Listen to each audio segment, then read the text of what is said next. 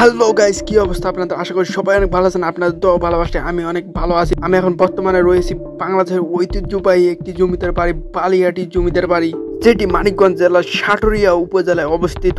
আর এই জমিদার বাড়িটি নির্মাণ করে গোবিন্দ শাহ। তিনি একজন বিশিষ্ট ব্যবসায়ী ও জমিদার ছিলেন। বালিয়াটে এই জমিদার বাড়িটি অবস্থিত হওয়ার কারণে এই গ্রামের নাম অনুসারে নামকরণ করা হয় বালিয়াটি জমিদার বাড়ি। আর এই বালিয়াটি জমিদার বাড়ি 1900 শতকের দিকে নির্মিত হয়।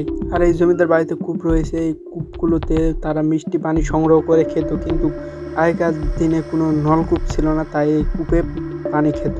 মোট 7টি স্থাপনা নিয়ে এই জমিদার বাড়িটি অবস্থিত।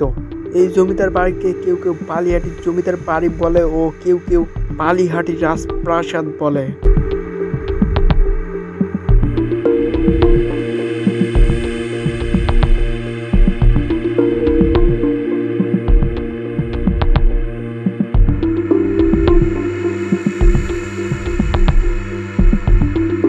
ভবনটির দক্ষিণ দিকে 4টি সিংহ গেট রয়েছে এবং উত্তরে বিশাল আকৃতির একটি পুকুর রয়েছে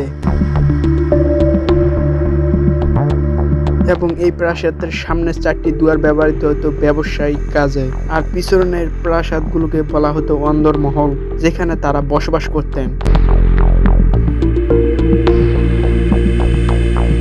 বর্তমানে জমিদার বাড়ির ভিতরে রংমহল নামে খ্যাত এই জমিদার বাড়িটিতে জাদুঘর স্থাপনা করা হয়েছে, যেখানে ভিডিও করার কোনো অনুমতি নেই। আপনারা যদি কন্টেন্ট ক্রিয়েটর আসেন ভিডিও বানাতে জাদুঘরে, তাহলে আপনারা ভিডিও করতে পারবেন না, এখানে সম্পূর্ণই নিষেধ।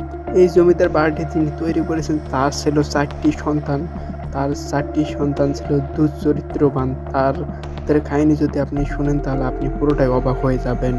এলাকার যত যুবতী মেয়ে আছে তাদেরকে তারা এখানে এনে ধর্ষণ করে কূপে ফেলে দিত। বোঝেন কতটা খারাপ হলে, কতটা হিংস্র হলে মানুষ এরকম কাজ করতে পারে। যতটা না ভালো লাগবে এই জমিদার বাড়ির দিকে, তার থেকেও খারাপ লাগবে যদি এই জমিদার বাড়ির ইতিহাসটা সম্পূর্ণ শুনেন। কোথায় গেল আপনাদের জমিদারি, কোথায় গেল আপনাদের হুঙ্কার, রয়ে গেল তো সেই স্মৃতি, যেই স্মৃতি আপনাদের সমাজে ভালো ও খারাপ করে। আজকের মতো আমি এখান থেকে বিদায় নিচ্ছি। আল্লাহ হাফেজ।